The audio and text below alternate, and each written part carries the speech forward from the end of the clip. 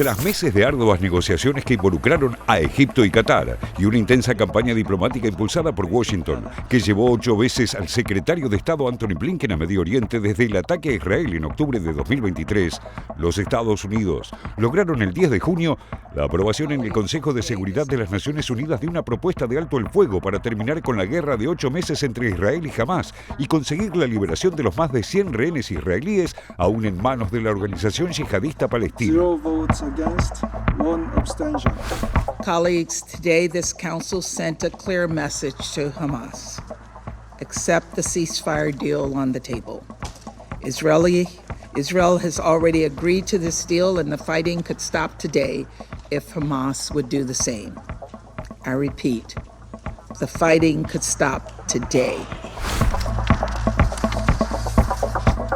La resolución obtuvo 14 votos y la abstención de Rusia, que no la vetó, justificando su posición en el apoyo de los países árabes a la iniciativa. El texto de la propuesta sigue los lineamientos ya expuestos por el presidente estadounidense Joe Biden el 31 de mayo y sostiene que Israel aceptó la propuesta exhortando a Hamás a hacer lo propio. Sin embargo, en los días posteriores a la votación, el optimismo inicial perdió impulso. Israel aún no afirmó públicamente su adhesión al plan, aunque Blinken asegura que recibió el compromiso del primer ministro israelí Benjamin Netanyahu. I met with Prime Minister Netanyahu last night, and he reaffirmed his commitment to the proposal. I also had an opportunity to speak to Defense Minister Gallant and other senior Israelis this morning. And I think there is a strong consensus, again, behind moving forward with the proposal. But it really is down to one person at this point. We'll see what comes from them. Del lado palestino, en tanto, tras un anuncio de que Hamás también había acordado con la propuesta estadounidense, la diplomacia israelí sembró dudas al respecto, afirmando que la organización islamista había introducido exigencias inaceptables que equivalían a un rechazo. Posteriormente, Blinken respaldó la posición israelí, calificando a algunas de las pretensiones de Hamás como impracticables.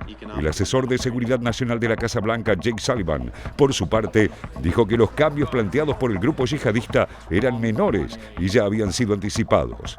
Los integrantes del ala política de Hamás, a su vez, aseguran que dieron una respuesta formal a los estadounidenses, que están dispuestos a llegar a un acuerdo y que es Israel la que pone trabas a su concreción. Las idas y vueltas de los principales responsables de la política exterior de la administración Biden indican las dificultades que tiene Washington para alinear a Israel con las necesidades del presidente estadounidense, que en plena campaña electoral necesita cerrar cuanto antes el capítulo de Medio Oriente sin abandonar a su principal aliado en la región.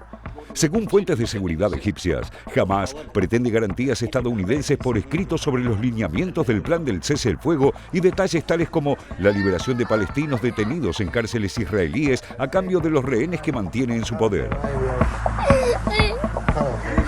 We've made an agreement. I've laid out an approach that has been endorsed by the UN Security Council, by the G7, by the Israelis, and the biggest hang-up so far is Hamas refusing to sign on, even though they have submitted something similar.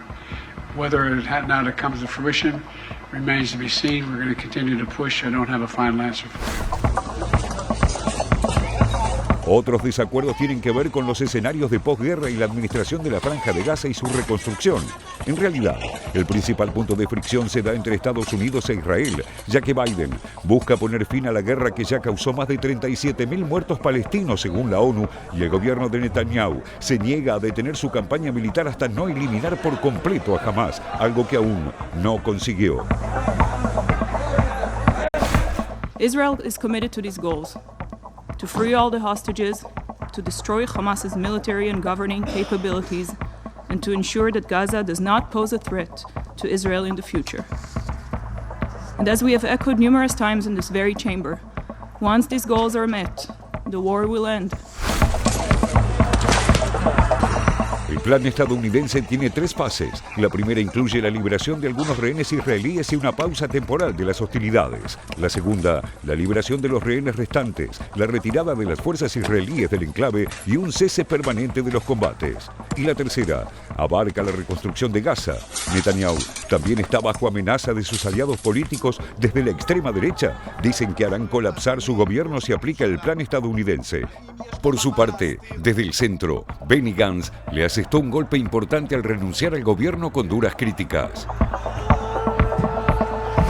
לצערי, נתניהו מונע מאיתנו להתקדם לניצחון האמיתי שהוא ההצדקה למחיר הכואב והמתמשך.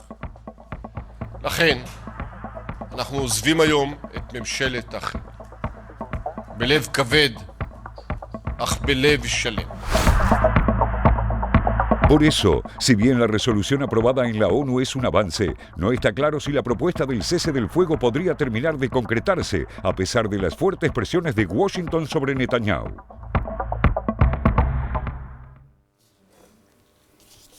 Bueno, lo decíamos, mucha expectativa con la posibilidad de un alto del fuego. Esto, en principio, no se concretaría, todo en potencial, ¿no? Porque, sí, bueno, en pos de las negociaciones que hay prácticamente a toda hora, todos los días, tal vez este alto del fuego que fue solicitado por Estados Unidos, aprobado por una resolución por el Consejo de Seguridad de Naciones Unidas, tal vez se pueda concretar. Claro, pasa que los actores principales, digamos, como es Israel y el Hamas, que no queda del todo claro, como lo planteaba el informe y lo decíamos antes, quiénes son los que no están de acuerdo o en qué no están de acuerdo, porque recordemos que fue el presidente de Estados Unidos el que presentó esta negociación, estas 3 fases que se comentaba ahí en el informe, y después empezaron, digamos, las acusaciones de si es Israel el que no está de acuerdo, si es el Hamas el que puso peros. Lo cierto es que hasta el momento no se logró, fueron varios los países y además lo que mencionábamos de Naciones Unidas pidiendo justamente que se llegue a una negociación justamente para poner un freno, un cese al fuego a la guerra en la Franja de Gaza que ya lleva 8 meses. Pero detrás, o sea, en un contexto en el cual, bueno, ahí también lo mostraban en el informe, renunció al gabinete de guerra Benny Gantz. Claro. Benny Gantz es un ex opositor a Benjamín Netanyahu que en el contexto de guerra se unió al gabinete. Sí. A ver, ¿por qué es interesante o por qué importa, por qué se mira lo que pasó con Benny Gantz? Bueno, porque es considerado un poco más de centro, digamos, ¿no? En una coalición en la que gobierna Benjamín Netanyahu con ministros o sectores más radicales o más ultra que no están a favor de llevar adelante un cese al fuego o esta idea como lo planteaba en el informe. Es lo que están pidiendo justamente, ¿no? Exacto. Que o sea, Netanyahu no tome negocie el pedido de Naciones Unidas y de los Estados Unidos, que no negocie absolutamente la posibilidad de un alto el fuego, ¿no? Exacto, Pablo, y bueno, como lo planteaba en el informe, ¿no? Planteando hasta no terminar con Hamas, claro, que no se negocie. Es decir, un sector más duro dentro del gobierno. Benny Gantz, que, bueno, al menos se fue diciendo que planteaba esto como que no había un planteo del día después, digamos, en esos términos, pero se mira en este contexto de si se están yendo o lo que va a quedar justamente son posiciones más duras o menos proclives a llevar adelante una negociación y, por lo tanto, un cese al fuego. Eso es como una de las dudas. La otra que, por supuesto, también empieza a surgir un poco el modo electoral, ¿no? Si Totalmente. se puede llegar, qué puede llegar a pasar en esa coalición y a su vez, del otro lado, también las elecciones en Estados Unidos. Bueno, tenés a un Biden que está en medio de una campaña electoral, que está compitiendo con Donald Trump, que quiere ser reelecto, que Donald Trump quiere volver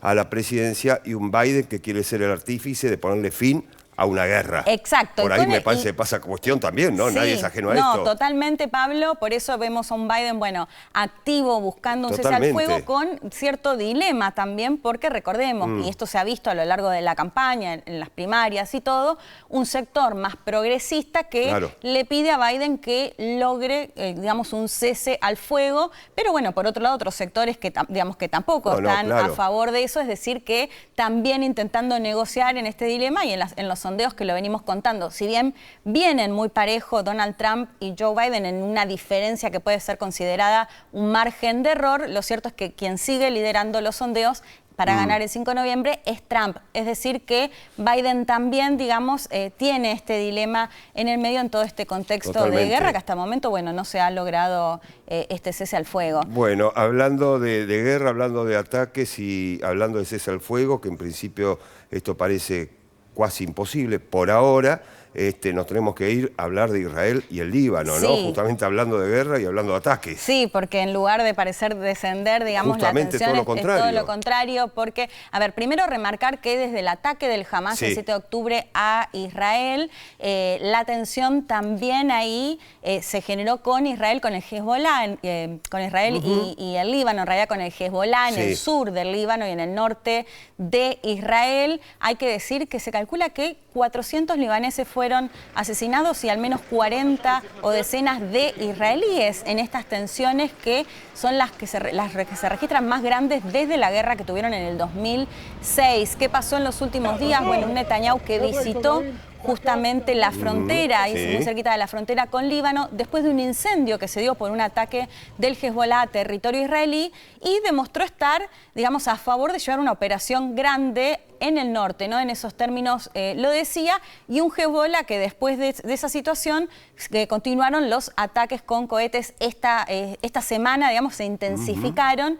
Bueno, por eso ahí se abre la incógnita de qué puede llegar a pasar también entre el Hezbollah libanés e Israel, un Hezbollah que dice, bueno, se van a terminar los ataques cuando haya un cese al fuego en la Franja de Gaza, cuando se termine la guerra en Gaza. Lo cierto es que hasta el momento, no pasa ni una cosa y por el contrario, digamos, se tensa más el norte israelí con el sur libanés en todo ese contexto, ¿no? Recordemos, además, el Hezbollah no es lo mismo que Gaza, y me refiero a, las armas que tienen, digo, más allá de ser apoyados ambos por la República Islámica de Irán, esto que lo hemos mencionado muchas veces, no es la misma situación. Por son dos frentes muy diferentes. Son muy distintos, sí, y recordar además, Pablo, como lo hacemos siempre, en la Franja de Gaza, que ya al día de hoy ya son 37.000 los palestinos muertos, que más de 100 israelíes siguen secuestrados. Esto también, por supuesto, son las dos cuestiones claves, si se quiere, de una posible negociación y el debate en torno. Y una ayuda humanitaria que cuesta en concretarla, ¿no? Sí, también es una totalmente, realidad, ¿no? Un Estados Unidos, de hecho, que acaba de sancionar a una de las empresas